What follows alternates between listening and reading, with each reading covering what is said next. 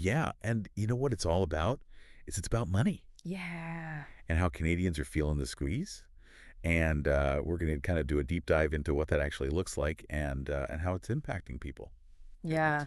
And I think what's really key is, we hear a lot about this, right? Like this idea of the cost of living and inflation and all that.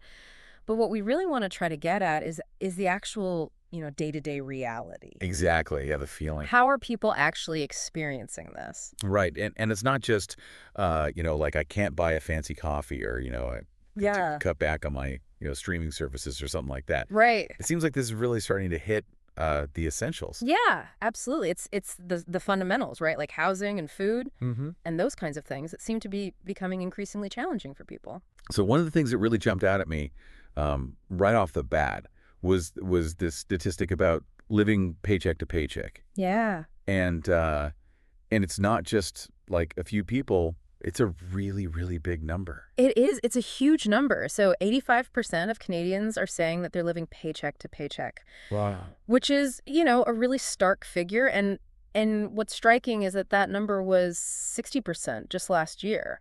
So oh, wow. So it's going up. It's gone up dramatically, which suggests, things are changing quite rapidly. And I think that, it really kind of highlights how widespread this experience is. And it's not just, a small segment of the population. Right. This is something that is affecting a lot of people. So it's not just about, maybe I need a budget better or something like that. Right. It's something bigger than that. Yeah, I think it speaks to a broader kind of trend of, incomes not keeping pace with the rising cost of everything. Yeah, and what really hit me is that it's not just about not having extra. It's about struggling to cover the basics. Yeah, and I think that's where it gets really concerning, right? Because we're seeing, 1 in 10 Canadians saying that their earnings don't even cover basic living costs. Wow. So we're talking about, rent or mortgage payments, groceries, utilities, just basic necessities. Yeah, and when more than half, 51%, are saying they're struggling to make ends meet. Yeah. That's a lot of people. That's a huge portion of the population. Yeah, and it really paints a concerning picture. Yeah, and the thing is it's not just folks, who are in maybe lower income brackets. Yeah. It's people who you would think have a pretty good salary. Exactly. Yeah. I think that's one of the really surprising things is that, 81% of Canadians who have what you might consider a decent salary are saying that they're falling behind. Wow. Like their income is not keeping pace with the rising costs. Right.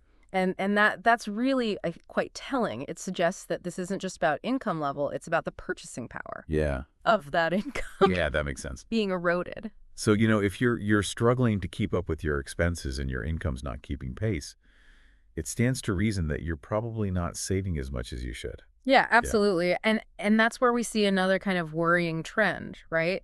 So the average savings rate among Canadians is only 7%. Oh, wow. Which is pretty low compared to what's often recommended, which is closer to 20%. Right. So, and this, again, I don't think this is about people suddenly becoming bad at managing their money. Yeah. I think this is a direct consequence of this squeeze between their income and their expenses. Right.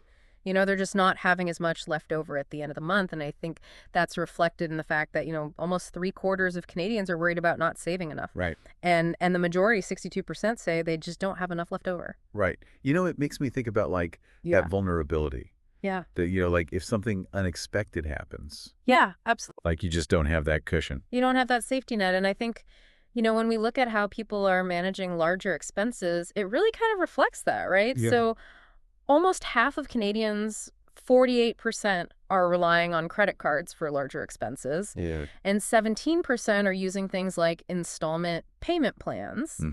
And while these can be, useful tools to manage cash flow, their increased use, I think, suggests that people don't have those savings readily available. Right. And so, that leads to this worry that over half of Canadians, 56%, say that they're worried that an unexpected expense could push them into debt. Right. And that unexpected expense could be something like a car repair or a car repair. A major appliance breaks down. Exactly, like a fridge or something. Yeah, or a medical bill or something. Yeah, absolutely. So these are things that, you just can't really avoid. They're not luxuries. No. These are things that you just have to deal with. Right. and they can become really significant financial burdens. So let's talk about one specific area where I think everybody is seeing the increase in prices. Yeah. And that's food. Yeah, food is a big one. Yeah. And you know, the projections are pretty significant. So we're looking at another 3 to 5% increase in food prices in the coming year. Wow. And I mean, food's already so expensive. It is. It's already expensive. And, you know, when you think about the estimated annual food cost for an average family of 4, it's already approaching $17,000. Wow. That's a lot. It's a lot of money. And then you add on top of that the projected increase, which is over $800 from last year. Wow. You know, it's a substantial amount of additional expense. So if you're already living paycheck to paycheck and then food goes up by $800, yeah, like that's tough. That's a big hit to the budget. Yeah. And it really kind of raises questions about, you know, where are people going to make those cuts? Right. And it just makes you think about, you know, the minimum wage went up, was it 2.4%? Yeah, 2.4%. So 2.4% increase in your income. But food's going up 3 to 5%. Yeah. It doesn't quite add up. It doesn't quite add up, no. It doesn't really keep pace. No. And so when you ask people about the future and how they're feeling about their finances, it's not really that surprising that there's a lot of pessimism. Yeah, there's a lot of pessimism. And, you know, understandably so, given the current situation, right? Yep. 78% of people say that they expect to have even less money for savings in the future. And that, you know, that reflects, I think, a broader lack of confidence in the economic situation and their ability to improve their financial standing. And if you're not saving, you're not able to do things like retire or... Yeah, those big life goals, right?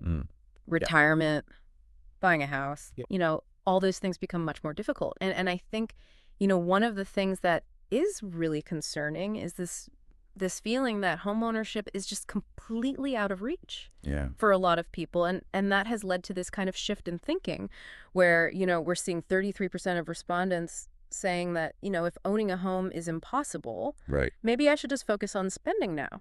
Yeah. You know, why am I saving for something that I'm never going to be able to achieve? It's like delayed gratification. If I can't get the big thing, I'm just going to enjoy the small things along the way. Yeah. Enjoy the moment, because why not? Right. So, and it sounds like, you know, a lot of Canadians are dealing with some pretty serious financial strain. Yeah, absolutely. I think that's, you know, the overarching takeaway here is that this combination of rising costs and stagnant wages is really creating this sense of pressure and this sense of you know, being squeezed. And I think it's important to remember that this feeling of living paycheck to paycheck, it's not just about individual financial management. Right. It's a symptom of this larger economic reality where the cost of living is just increasing at a much faster pace than incomes are. Yeah, and it makes me think about, you know, if this is going to be the norm, if this is how things are going to continue, what is that going to mean for people? Yeah, what is the long-term impact? Long-term impact. Right. Yeah, like what's that going to mean for, you know, how people raise their families, how people plan for their future. Right. Those are the big questions. Yeah. And does it change how we think about, you know, retirement or, you know, home ownership or even just like... Yeah, or just like day-to-day life, you know? Day-to-day life, yeah. How are people coping with this on a daily basis? And I think, you know, what you've brought here is a really important snapshot of that. It gives us a glimpse into what that reality looks like for a lot of Canadians. And I think it really does invite us to think more deeply about what the implications are, both for individuals and for society as a whole. Absolutely. Thanks for helping me unpack all that. My pleasure. All right, everybody, until next time. Take care. Bye.